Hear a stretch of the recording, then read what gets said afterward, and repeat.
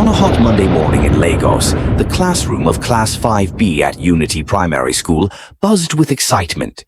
Miss Folake, their teacher, stood at the front with a small girl beside her. "Children, please welcome our new student, Amara Okafor," Miss Folake said with a gentle voice. Amara looked different. Her eyes were slightly slanted, her face round, and she had a big smile that showed all her teeth. She had Down syndrome, but most of the children didn't know what that was. They just saw someone who wasn't like them. "Hello, everyone," Amara said, her words coming out slowly. "I am very happy to be here." From the back of the class, Emeka, the tallest boy who everyone feared, snickered. "Why does she talk like a baby?" he whispered loudly to his friends. Amara heard this, but her smile didn't fade. She was used to such comments. Miss Folake pointed to an empty seat next to a girl named Ngozi. "Amara, you can sit there." Ngozi quickly put her bag on the empty chair. "Sorry, miss, this seat is for my friend who's coming later." Miss Folake frowned. "Ngozi, there is no one else joining us today. Please move your bag." Amara walked slowly to her seat, her legs moving with a slight waddle. More whispers spread across the room. When she sat down, Ngozi moved her chair away slightly. During math class, Amara struggled to keep up. When asked to solve a problem on the board, she took longer than others. Emeka and his friends giggled at the back. "Maybe she can't count past 10, one boy said, making others laugh. At break time, Amara sat alone under a big mango tree in the schoolyard. She unwrapped her lunch, jollof rice with chicken, her favorite. She was about to take a bite when Emeka and 3 other boys surrounded her. "Hey, down girl," Emeka said, using a name that cut like a knife. "Are you going to eat all that by yourself?" Amara looked up with those kind eyes of hers. "My name is Amara. Would you like to share my food?" This wasn't the response Emeka expected. For a moment he seemed confused, but then he knocked the lunchbox from her hands, spilling the red rice all over the ground. "Oops," he said with a cruel smile. "Now no one can eat it." Tears filled Amara's eyes, but she didn't cry out. She just looked at her food on the dirty ground. From across the yard, a boy named Chidi saw what happened. Chidi was quiet and kept to himself most of the time. He wasn't popular like Emeka, nor was he an outcast. He was just there. But something inside him burned with anger when he saw what happened to Amara. Still, he didn't move. He was too afraid of Emeka and his gang. When the bell rang, ending break time, Amara walked back to class alone, hungry, with rice stains on her uniform. Miss Folake noticed but didn't say anything when Amara said she had an accident with her food. That night at home, Amara's mother, Mrs. Okafor, asked about her first day while preparing dinner. "How was school today, my sunshine?" Mrs. Okafor asked, stirring a pot of egusi soup. Amara, playing with her doll on the kitchen floor, didn't look up. "It was fine, Mama." "Did you make any new friends?" There was a pause. "Not yet, but I will." Mrs. Okafor stopped stirring and knelt beside her daughter. She noticed a small stain on Amara's uniform that she had tried to wash out. "Amara, did something happen at school today?" Amara finally looked up, her eyes holding back tears. "The children think I'm strange, Mama. A boy called me down girl. What does that mean?" Mrs. Okafor's heart broke, but she kept her voice strong. "It means they don't understand how special you are yet. Remember what Papa always tells you?" Amara nodded and recited, "I am not defined by what others think of me, but by what I know I can become." "That's right," Mrs. Okafor said, pulling her daughter into a tight hug. "And what can you become?" "Anything I want," Amara whispered. Little did Amara know her journey was just beginning, and tomorrow would bring even greater challenges, but also the first spark of a miracle that would change everything. The next day started even worse for Amara. When she arrived at school, she found her desk covered in scribbles. "Slow girl" and "Go home" were written in pencil all over the wood. Miss Folake wasn't in the classroom yet, and the other children pretended not to notice. Amara quietly took out a handkerchief from her pocket and started wiping away the words. Her hands moved slowly, but she kept going until most of the writing was gone. Chidi watched her from his seat, feeling a knot in his stomach. He wanted to help, but was too scared of what Emeka might do to him. During art class, Miss Foleke asked everyone to draw their favorite animal. Amara bent over her paper, her tongue sticking out slightly as she concentrated hard. Emeka walked by her desk and whispered, "Bet she can only draw stick figures like a baby." But when Miss Foleke asked students to show their drawings, everyone gasped at Amara's paper. She had drawn an elephant, not just any elephant, but one so detailed and beautiful it looked almost real. The elephant had kind eyes, just like Amara's, and seemed to be smiling at whoever looked at it. "This is amazing, Amara," Miss Foleke said, her eyes wide with surprise. "I've never seen such talent in someone your age." Emeka frowned. This wasn't supposed to happen. The slow girl wasn't supposed to be good at anything. "She must have traced it," he said loudly, "or maybe her mother drew it for her." Miss Foleke gave him a stern look. "Emeka, that's enough." But the seed of doubt was planted. Some children whispered that maybe Amara had cheated somehow. During lunch break, Amara sat under the mango tree again, this time holding her lunchbox tightly. She wasn't going to let anyone spill her food today. As she ate quietly, she took out a small notebook and began to draw. Curiosity got the better of a few students who peeked over her shoulder. Amara was drawing the school compound, capturing every detail. The cracks in the walls, the pattern of leaves on the mango tree, even a small bird perched on the fence. "How do you do that?" a small voice asked. Amara looked up to see a girl named Halima watching her. Halima was known for being very quiet and shy. "I just see things in my head," Amara explained, tapping her temple. "Then my hand makes what I see." "Can you teach me?" Halima asked softly. For the first time since coming to the school, Amara's face lit up with real joy. "Yes, sit here." As Amara showed Halima how to hold the pencil better and how to look for shapes in everything, Chidi watched from afar. Something was changing, but Emeka noticed too. After school, as Amara waited for her mother outside the gate, Emeka and his friends surrounded her again. "So you think you're special because you can draw?" Emeka sneered. "Let's see how well you can draw without this." He grabbed her notebook and held it high above his head, where she couldn't reach. "Please give it back," Amara said, her voice trembling but her eyes steady. "My papa gave me that notebook before he went to heaven." "Oh, so your father is dead," Emeka laughed cruelly. "Maybe he didn't want a daughter who was broken." Something in Amara changed at that moment. Her face grew still and tears filled her eyes, but she stood taller. "My papa said I am perfect, exactly as God made me," she said clearly. "He said people who hurt others are the ones who are truly broken inside." Emeka's face flushed red with anger. He threw her notebook into a puddle of muddy water. "Oops," he said, the same way he had done with her food. "Now it's perfect for trash like you." Just then, a deep voice called out, "What's going on here?" Everyone turned to see Mr. Okonkwo, the school principal, walking toward them. Emeka and his friends scattered quickly, leaving Amara alone with her ruined notebook. Mr. Okonkwo picked up the sodden pages, now bleeding with ink and mud. "Who did this, Amara?" he asked gently. Amara looked in the direction Emeka had run, then back at the principal. "I dropped it, sir. It was an accident." Mr. Okonkwo seemed to understand more than she said. "I see. Well, accidents happen. Come, let's find your mother."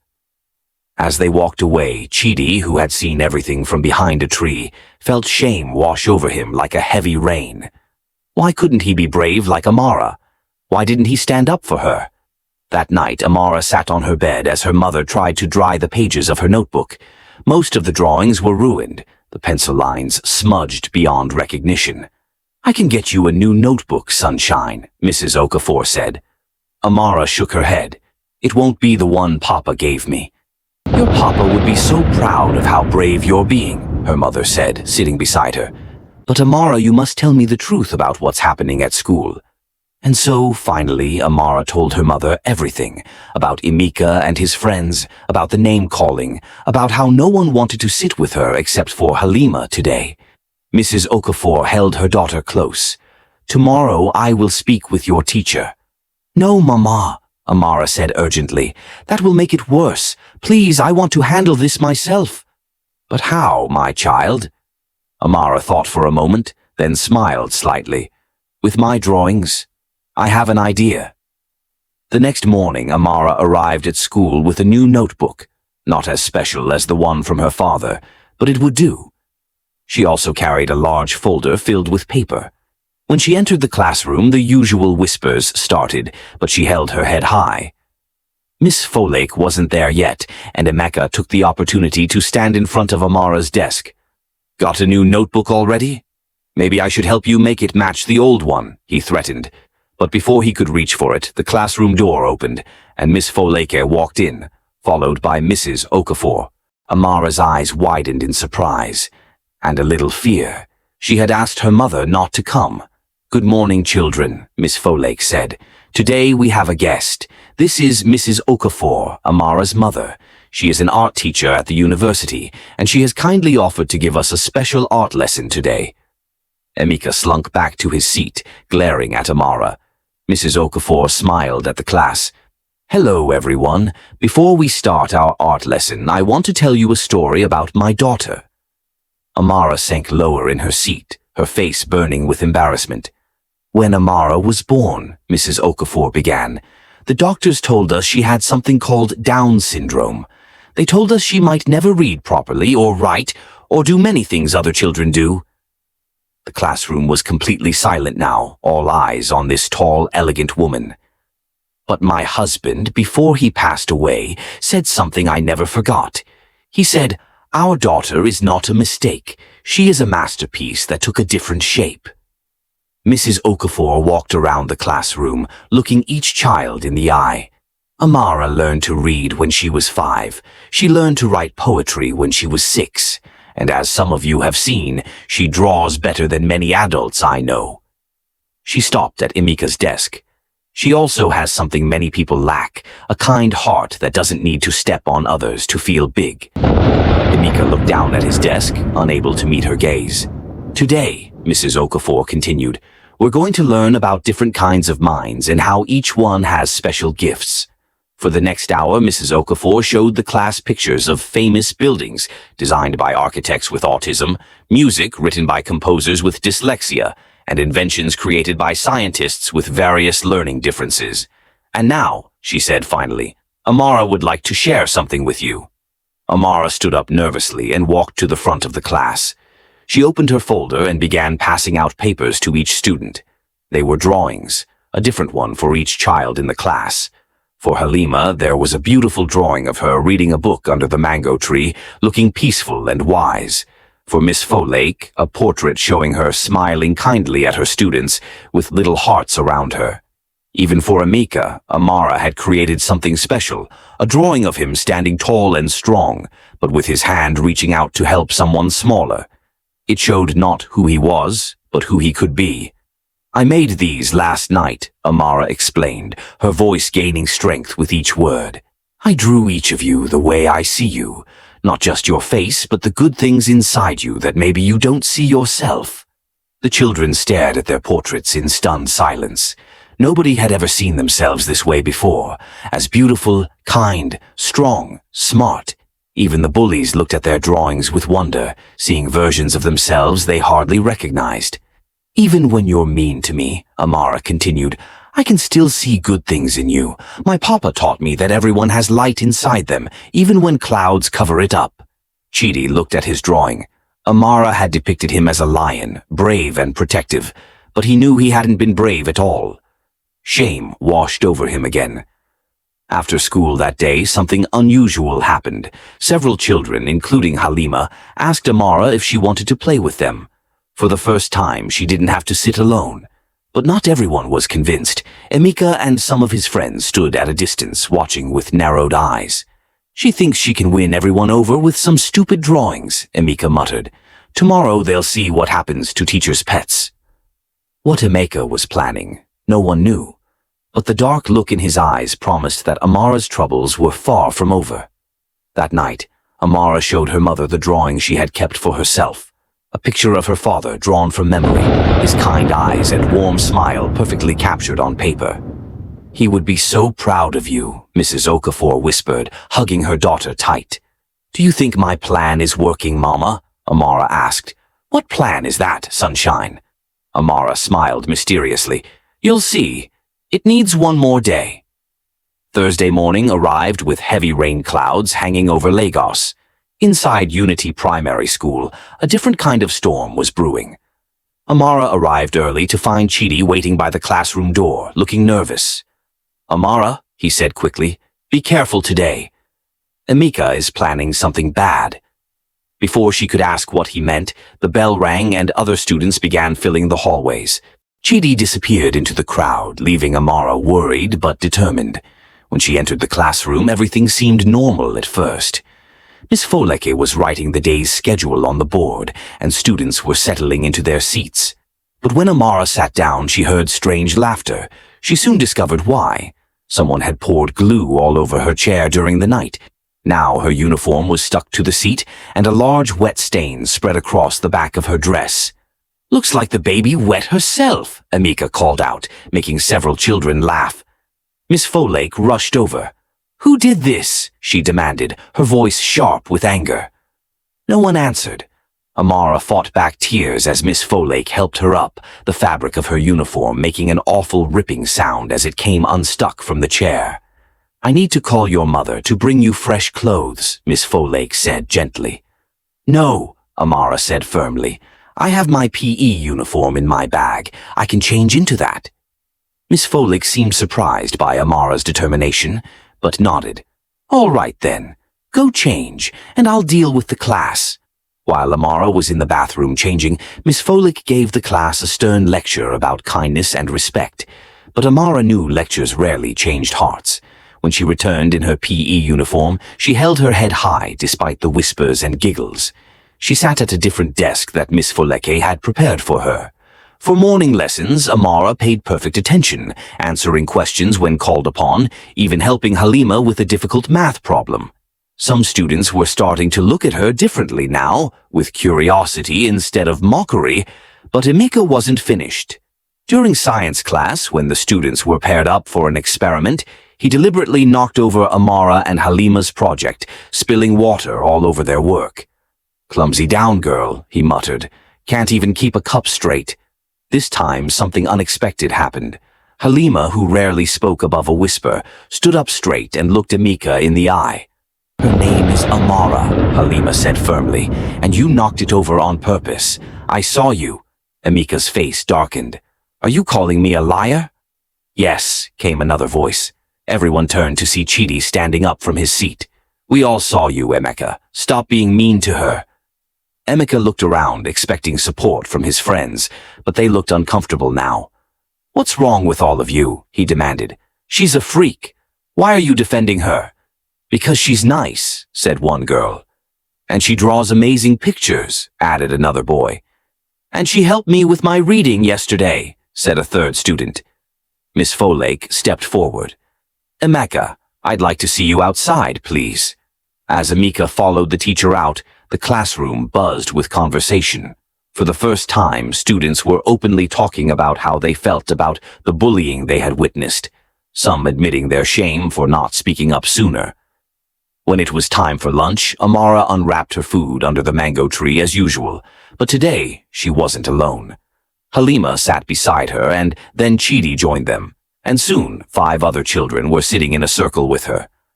Why are you all being so nice to me today? Amara asked, genuinely confused. Chidi looked ashamed. Because we should have been nice from the start. I'm sorry I didn't stop Emeka before. It's okay, Amara said, offering him some of her chin-chin snack.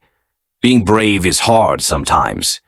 From across the yard, Emeka watched the group with a mixture of anger and confusion. Why was everyone suddenly acting like Amara was so special? What did she have that he didn't? After lunch, something truly remarkable happened. Miss Folake announced a special activity for the afternoon. Today, she said, we're going to learn about different abilities. And to help us, Amara has volunteered to teach us something special. Amara walked to the front of the class carrying her art supplies. Her hands trembled slightly, but her voice was steady. My mama says everyone has a special gift, she began. Mine is drawing. I want to show you how I see the world, and maybe help you find your special gift too." For the next hour, Amara taught her classmates how to draw faces, how to really see the details that make each person unique. She moved around the room, patiently helping everyone, even those who claimed they couldn't draw a straight line. When she reached Emika's desk, there was a tense moment.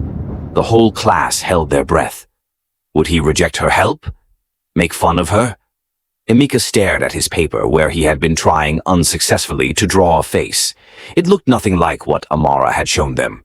"Yours is good too," Amara said kindly. "You just need to look more carefully." She gently took his hand with the pencil and guided it to make a few strokes. "See?